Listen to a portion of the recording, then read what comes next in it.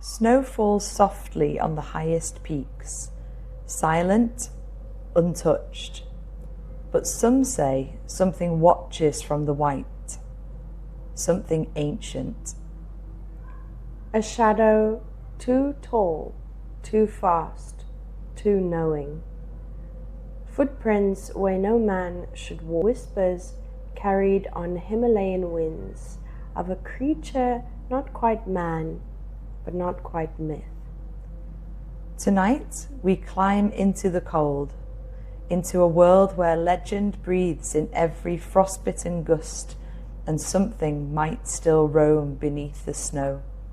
This is the Story Seekers, where folklore freezes into fear and some mysteries were never meant to be unearthed. I'm Laura. And I'm Shanae. Keep your eyes on the path, and if you hear something behind you, don't turn around.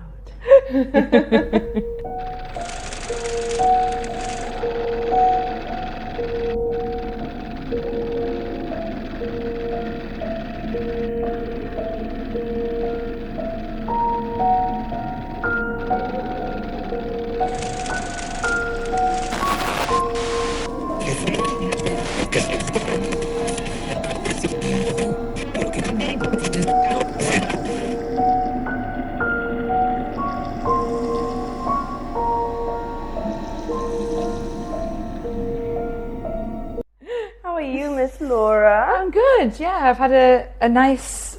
I'm winding down, definitely winding down. I'm looking forward to my month of not much, just chilling. Yes, Laura is finishing her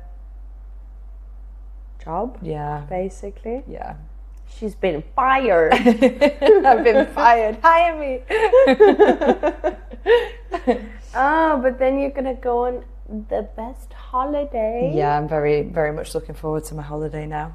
Laura's leaving me. Yeah. How have you been anyway? Today, not so good. Today, I'm very extremely hungover and tired. One of our friends had a birthday last night. How dare they? How dare they? And she owns a bar, and the bar was open, and she finished late, obviously. So we went to karaoke at about 11 and stayed there until 4. You know, this is a reoccurring theme every time we do the podcast, talking about the karaoke. Sucks you in. It does. It does. It's like walking into a cinema in the afternoon, and then you walk out and it's dark and you feel like it's been years. Yeah. Did you go to the same one? The piano? Is it piano? No, we went to one of the first ones. Okay, cool. It also has an instrument name, but I can't remember what it was. Something like, but not quite the instrument. A funny play on an instrument. Right. name. Okay. Down the old karaoke street. Yeah, come to Vietnam, sing some karaoke. I'm really excited. In August, my mother and my brother are coming to visit, so I'm going to be taking them. Do you think they'll enjoy karaoke? I think so. Yeah, get them there. I think so, definitely. I was really surprised with Proudy's dad. He was blown away by the karaoke. He thought we were going to do it in Imperial, and he was like, "Where are we going?" Yes, because if you hear karaoke, you think like a pub. Yeah, like a speaker's going to be wheeled in, and then yes, and you're going to stand on a little stage, and everyone watches you. That is not what we're talking about here. Karaoke in Vietnam or in Asia in general is a way of life. It's a way of life. So basically, you have this building. And all of the rooms in the building are karaoke rooms. Neon lights. Soundproof rooms with neon lights, with TVs and mics. And they bring you beer and snacks. And you can just live there. Yeah. I wonder how long, actually, somebody's there's got to be a record for it. I guess probably somebody who owns one of those buildings. Count. Yeah. That like how long count. has somebody been in there consistently just been like drinking, karaoke, like with a few occasional breaks for food? I wonder. Yeah. Days. Yeah. I think they would probably kick you out if you start falling asleep. Plus, who could sleep with all those lights? No. All Get a those seizure. Flashing lights. But what are we talking about today, Laura? We are going to be talking about the Yeti. The Yeti. The Abominable Snowman. Yeah. Something I've been interested in. Like, I've travelled to, not the Himalayas, but I travelled to Nepal. That was my first kind of, not solo traveller, because I lived with a Nepalese family. But my host dad, give him a little shout out. He actually has Facebook now, Bani Raz. He was like a really renowned man in the community. He was tiny, like tinier than any Vietnamese person. But he was really well educated. He got educated in Kathmandu, and then went back to his like village literally in the middle of nowhere. And he helped with his dad. He helped build the closest roads to the Himalayas. And some of the stories he told me were just like, he's never saw the Yeti, but he told me stories about people, you know, having their goats taken. Some people thought it was like, you know, predator in the mountains, but like a lot of people are really superstitious, but they're also like not afraid, they're just very respectful. Right. As you should be to any. They don't want to find it. They have no intentions of going like hunting the Yeti. They don't want to. It's like going in the ocean. Yeah. If I don't go in the ocean's not going to take me. Yeah.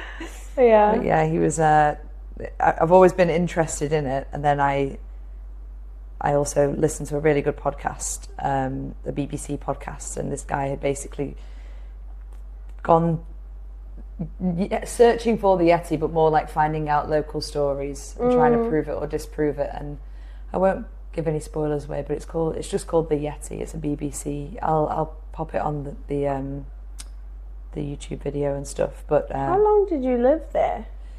How old were you? I was 21. Okay. I lived there for 6 months. Should have been longer. What did you do there? I did a bit of everything, really. Basically, we went there to go and help women who had uterine prolapse. Okay, interesting. Yeah, so we had to basically, I had to go and like educate them, because some of the old hardy women were walking around with this and they thought that was normal.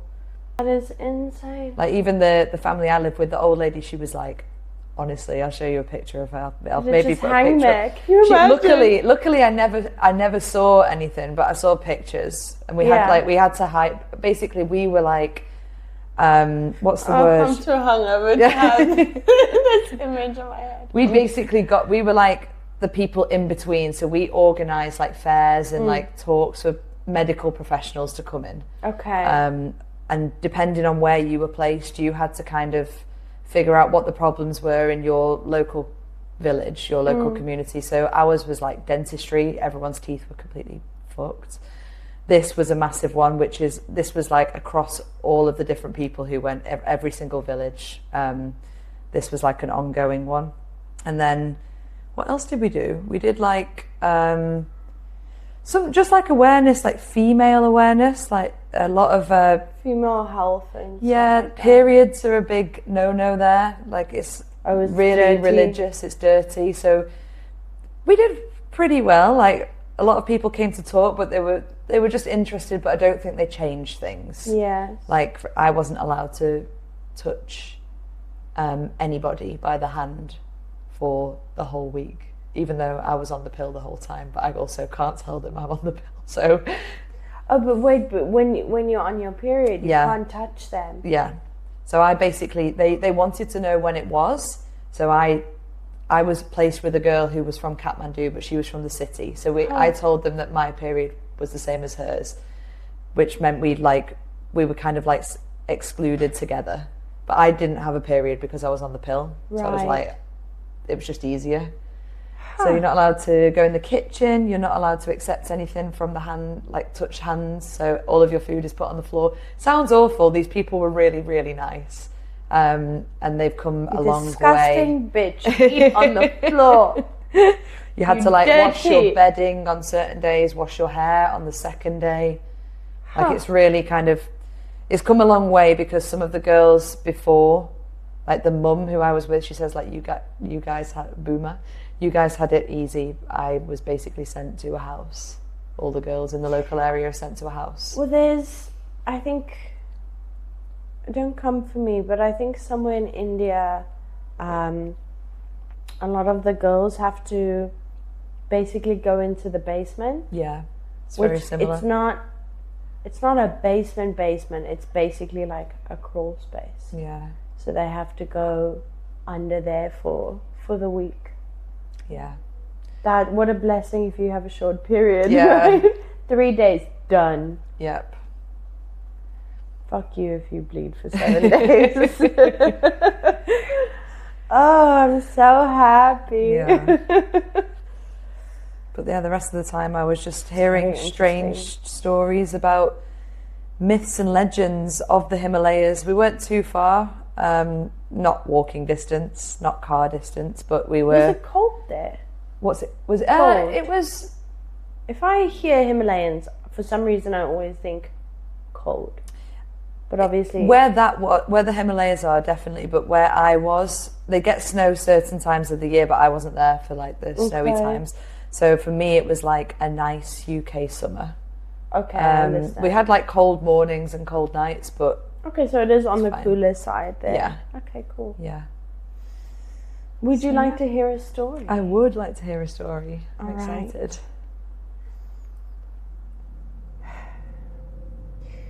Growing up, I remember my grandmother, Gran, as I called her, telling me stories from when she was younger. She had an extraordinary life. Gran was a biologist who wrote research papers on climate change and the effects of weather on plant life.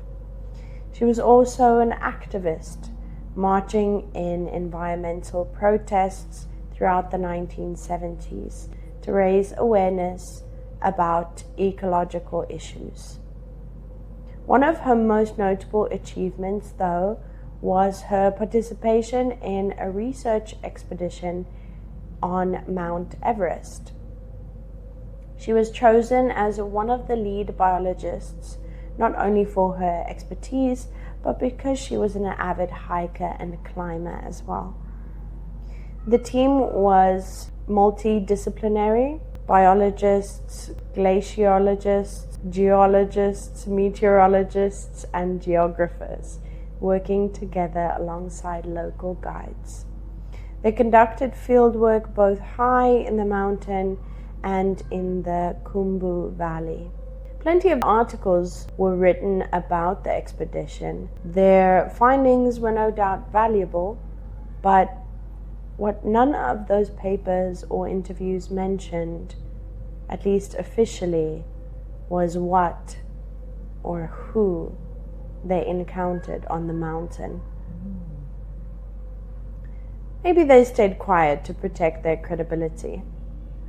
Even when Gran moved into a care home years later, she could still vividly recall her time on Everest. And though her stories might sound like the ramblings of an old woman, I had heard them over many years, and they never changed, not once. Now that she's gone, I feel like it's my responsibility to share her story. The expedition was progressing well. Each day the scientists would hike for hours, pausing to collect samples, record plant life, track temperatures, and study the terrain. Every few days, one group would begin their descent, while another would continue onwards towards the summit.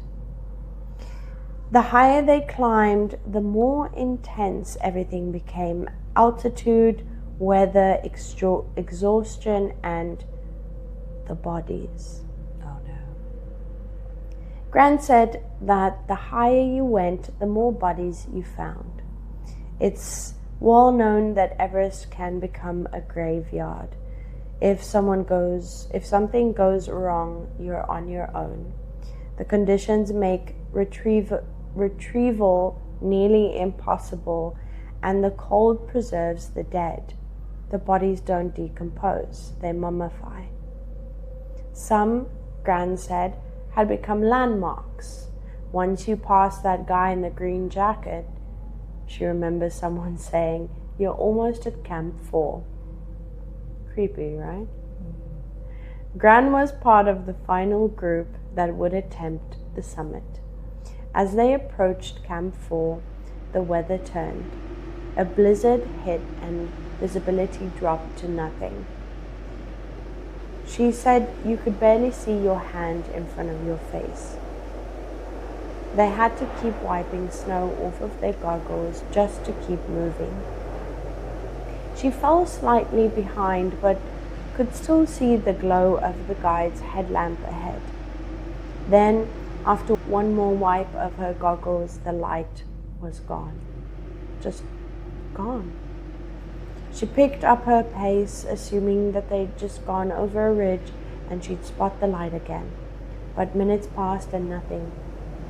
Just blind white in every direction. Then she remembered the rope. They had tied themselves together just in case. But when she looked down, her heart sank. The rope was gone. It must have come loose without her noticing. That's probably why she fell behind in the first place. She said the dread hit her like ice in her lungs. I'm going to be one of those bodies now, she thought. A landmark, the biologist who just didn't make it.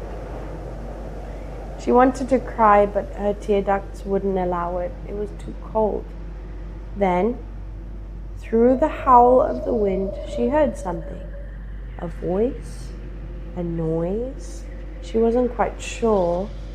She took a step, thinking maybe the team had noticed that she was missing and had turned around.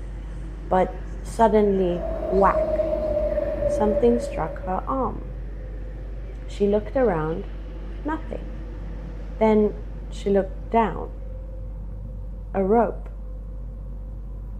But it had come from the wrong direction, not where she thought the team had gone. Still, it started to move, slowly pulling away. Instinct kicked in. She grabbed it and followed, stumbling through the snow. All the while, she felt it. Something behind her. Watching, following. If she had gone in the direction that she was heading, only God knows where she would have ended up. When she finally reached the others, they were setting up camp, and the blizzard had calmed. They were stunned to see her. They embraced her wide-eyed, saying that they were certain she was gone. The storm had made it too dangerous to turn back, and no one knew exactly when she'd fallen behind. That night, under clear skies, they sat around and shared stories. Gran told them about the rope, about the strange sense of being watched, and slowly, others opened up too, talking about shadows outside their tents, fleeting glimpses of shapes in the snow. Then the guides laughed nervously and told them about the spirit of the mountain, a Himalayan legend, a creature older than man, the Yeti. No one talked about it again after that night, not officially, but Gran never forgot. And though she became one of the first 5 women to summit Mount Everest, she always said the most remarkable thing wasn't the climb, it was the thing that saved her life. Ooh, I like that because I thought you were going to take a dark turn, but it really kind of matches up with the historical side of it as well. It's not like, you know, an angry kind of... Yeah, I usually like to do a little, just a little quick research. Nothing too deep because I don't want spoilers. Yeah. And I did notice that a lot of people, similar to like Banshee. the Banshee, where it's like, it's not bad. It's not going to hurt you. Yeah. I guess it could. This one could though. This one could. Because it's a big one. Yeah, really interesting though, because some of the stories and some of the sightings are of being helped, also having goats stolen. But a lot of people have either become... have to eat. Yeah, I mean, I would eat a goat if I was a Yeti. Delicious. Yeah. I like goat. Goat kind of tastes like lamb. Yeah, it does, but tougher. Yes. Yeah. Because lamb is super, super expensive here. Yeah. Whenever I get a craving, I'm like, let's go to a goat restaurant.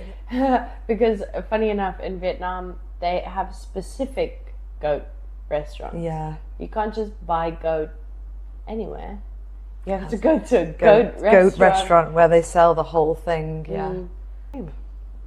Let me take you through some of the history. So I wanted to show you first of all the funny photo that everybody talks about. Yes, the famous the Yeti foot in footprint. the snow. Yeah. We'll post the image on our Instagram. Yeah. If you're curious. So high in the towering snow-covered peaks of the Himalayas across Nepal, Bhutan and Tibet lives a legend whispered by generations.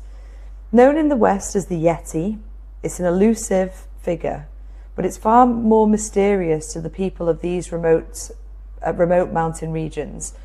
For them, the Yeti is spiritual. It's interwoven into the cultural and religious fabric of Himalayan life, and it's said to be the guardian of the mountain, a symbol of nature's untamed force and a reminder of the balance between humanity and the wild. So it's very, really respected. So the name Yeti likely comes from the Tibetan word Yeti. Sounds very Mancunian, meaning Yeti, meaning rock animal or that thing. And it's quite a funny title for it being so closely associated to people who live in really remote regions.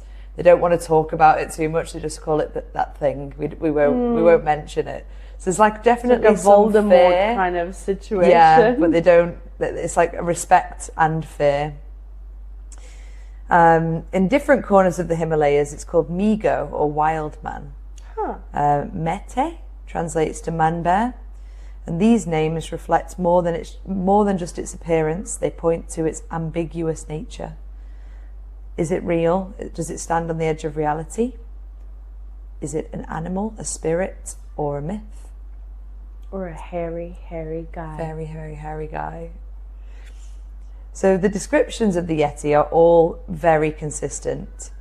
Any witness speaks of a towering ape-like creature, standing between 6 and 10 feet tall, covered in thick white or grey fur. This surprised me. I always thought of it as brown, but I think I was getting confused with Bigfoot. I don't know why. I've seen, obviously, versions of it as white, blending in with the snow, but I don't know why I always thought of it as brown. I always thought of the Yeti as white. Did you? Yeah. Because of the snow thing. Yeah. I don't know why. Monsters, Inc. Yeah. Very the Abominable much. Snowman. Yeah. He's funny. I love that movie. So it walks upright like a man and leaves massive footprints in the snow, proof sometimes of its passage through the frozen wilderness. If you look at that picture of the foot, doesn't it look like it just has a big toe? Yeah, like a huge big toe. toe. But then the other toes are really tiny. Yeah. Someone's just made it. Yeah. Yeah. Fake! Yet, for all of its imposing size, the Yeti is said to be shy, reclusive and elusive. It avoids humans, vanishes into the landscape at the slightest disturbance. Though some stories describe it as aggressive, most paint it like a mysterious guardian, a presence rather than a threat. It's not a creature that seeks attention, but one that dwells in silence. So there's lots of ties to the Buddhist religion and how sacred the Yeti is. It's more than a creature, it's a guardian spirit, linked to ancient deities or protector spirits of the land. In some monasteries, there are some relics believed to be from the Yeti. Bones, hair, and even supposed scalps are preserved and revered. Though many of these have been scientifically proven to come from other animals, they are not venerated for their biology, but for their spiritual significance. So a lot of Westerners, like in the podcast I mentioned, the Yeti, he's given a hair, and he's like basically very excited about this hair.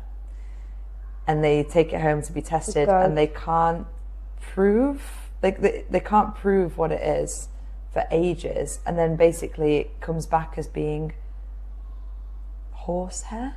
Oh no.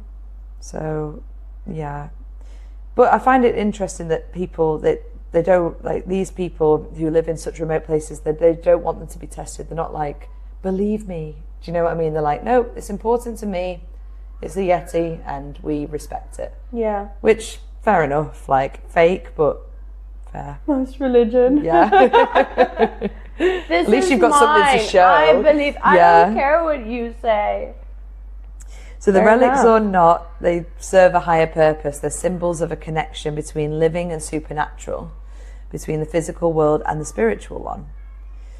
A question for you, we've mentioned this before. So why do you think that Western culture, not all culture, but like a lot of people want to like hunt and like search and conquer rather than just like leaving it and, you know, just like respecting something rather than hunting for it?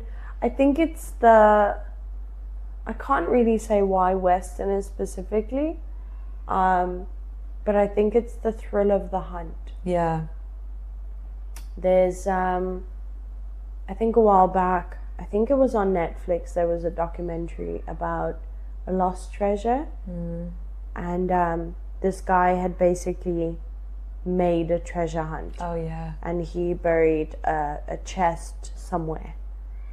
And he left clues and stuff. And for years, and he passed away eventually. But for years and years, this had like an occult following of people hunting this treasure, looking for this treasure. I think it's very much the thrill of the hunt. Rather than like what it is itself. Yes. Yeah, I agree. I think, to be honest, if they ever would find one and kill it, that would probably be the worst day of their lives. Yeah. Just because then it's over. It's done. Yeah. And I think they like the process of it. Yeah, I agree. Like it's like elk hunting. A lot of people, when they go hunting in the US, they're not hunting for meat. They're hunting for the fun of it. Yeah. And they eventually get what they want, and then it's done. Yeah. Yeah. Goes back to like a primal thing, doesn't it? Everybody wants to like be the best and get the prey. And then, the alpha. Yeah. Make me sick. So for the Sherpas, indigenous people to Nepal, the Yeti is a powerful guardian, a being to be respected and not hunted. Its nature embodied wild and sacred. The Sherpas see it as a reminder to the limits of human power, and the Sherpas openly talk about their experiences, which I'll go into a little bit later. To seek the Yeti is not only unwise, it's very disrespectful to the mountain. In their eyes, the Yeti symbolizes humility, and if you honor the Yeti, you live with reverence for the mountain, for the spirits that dwell within the mountain, and for the whole earth. So it's very like, it's a very Buddhist mentality, like looking after everything, like having a good relationship with nature. I can imagine that. Yeah. So the Sherpas also believe that the mountains are living beings. Peaks like Everest, known to them as the 𝐷𝑖𝑠𝑐𝑙𝑎𝑖𝑚𝑒𝑟, goddess, mother of the world. No, I saw a movement. I'm so sorry. So it's fine. So, so known to them as the 𝐷𝑖𝑠𝑐𝑙𝑎𝑖𝑚𝑒𝑟, goddess of the mother world. And they're not just elevations of rock and snow, they're very sacred places and homes of powerful spirits. Climbing these mountains is an act of bravery and endurance. For Sherpas, it's a spiritual act. It requires a ritual beforehand, lots of respect and blessings, and before any expedition begins, a puja ceremony is held. That's basically where they put the rice on your head. So anybody who goes up the mountain has to go through the whole puja ceremony. So you basically have to offer, it's similar to Vietnam, like incense, rice is like squished onto your head. Okay. You have to offer beer, and then you have to hang prayer flags, usually somewhere. Okay. Sometimes a lama or Buddhist monk leads prayers to appease the mountain gods. That's like a bona fide expedition. Anything else is probably just like a bit cheap if you want to go on like a proper one. If the Sherpa is not blessed, no Sherpas are allowed to climb. The ceremony is not only symbolic, it's essential. They have to do it as like part of their work. Okay. So, first sightings of the Yeti. So the Western world first heard of the Yeti in 1832, when British missionary Brian Hodgson wrote about a wild man of the mountains. But the legend gained traction in the 1920s, when the British explorer Charles Howard Berry discovered large, unexplained footprints near Everest. In 1951, mountaineer Eric Shipton found and photographed giant footprints on the slopes of the mountain. The prints were clear, 5 toes, rounded heel, human-like in shape but enormous in size. The Sherpas on the expedition refused to continue, believing they had trespassed into the Yeti's territory. The photos made headlines worldwide, though skeptics later claimed the footprints could belong to bears. The story had taken a hold of the West. It does kind of look a bear-esque. It does, yeah, definitely. So I can see why the Sherpas went, nope, we're going to go. The Abominable Snowman. So in 1921, the journalist Harry Newman mistranslated the word mete as Abominable Snowman. What? Oh, okay. Yeah. Translated. Okay. So the name stuck, and the Yeti entered Western pop culture.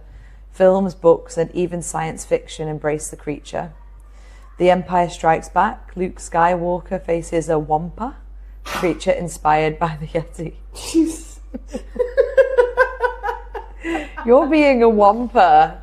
What does abominable mean? Abominable, deserving or causing disgust. So it's a very, very, very negative word. Okay. Hateful, detestable, abominable behaviour. Pretty mean. That's mean. No wonder he's got like a real bad reputation. So yeah, but while Western audiences chase the myth, many in the East continue to see the Yeti not as prey, but as a presence. In recent decades, cryptozoologists have scoured the Himalayas hoping to find proof of the Yeti's existence. Some believe it could be an undiscovered species of bear or even a surviving relative to prehistoric humanoids, hominids. Yeah, it's like a primate, basically. DNA tests conducted in the 2000s of hair samples attributed to the Yeti suggested that some were bear-human hybrids, but the evidence remains inconclusive. To this day, the mystery still endures. Wait, so they think that humans and bears made babies? Ooh, inconclusive. Weird. That takes the conversation of would you rather find a man or a bear in the forest? Yeah. Have you heard that thing? No. So basically, on TikTok, there was this thing where I don't know who started it, but this guy would ask random women, would you rather meet a bear? Like, say you're camping, would you rather run into a bear or a man? And almost all the women said a bear. Really? Yeah. Fair sometimes. Depends So- on who it was, but you can't choose, so probably, yeah. Take a bear. Yeah. At least you know how to deal with that. Be quicker. Yeah. Yeah. Yeah, I agree. I like that. That's funny. Would you? Yeah. Bear. Yep. I think so. If I was like- Logically, I wouldn't be there. And also, like, a man wandering around the forest is probably not up to any good, so I'd be Exactly. like, no. Have my Why hair are you spray. approaching me? Yeah, go away from me. Like, Go this can't away. be good. No. Most of the sightings are very similar to, like, what were in your story. So people being pushed, not knowing where it's come from, goats going missing, or like shadows on the mountain. So whether the Yeti is real in spirit, body or spirit, it remains a symbol of mystery, humility, and the connection between humans and nature. As one Sherpa elder once said, whether the Yeti is real or not, it doesn't matter. It is a being of the mountain. We respect it, and it teaches us not to take too much. And a Buddhist Lama echoed this sentiment. The Yeti lives in stories and in the trees. Sometimes it's real, sometimes it's a spirit, but we do not joke about it. And in the end, the Yeti is not just a creature of snow and shadow. They believe it's a guardian of silence, a keeper of ancient truths, and a reflection of our deepest beliefs about the world and our place within it. Maybe the Yeti is real. Maybe it's just what happens when you spend too long in the snow with bad snacks and worse maps. Either way, something's out there, and it's definitely not wearing hiking boots. This was The Story Seekers. Subscribe, share, and let us know, what would you do if you spotted the Yeti? Run, scream, offer it your jacket, and hope for the best. Stay curious, and if you hear something big breathing behind you, just walk faster. Ooh. Ooh. I can imagine.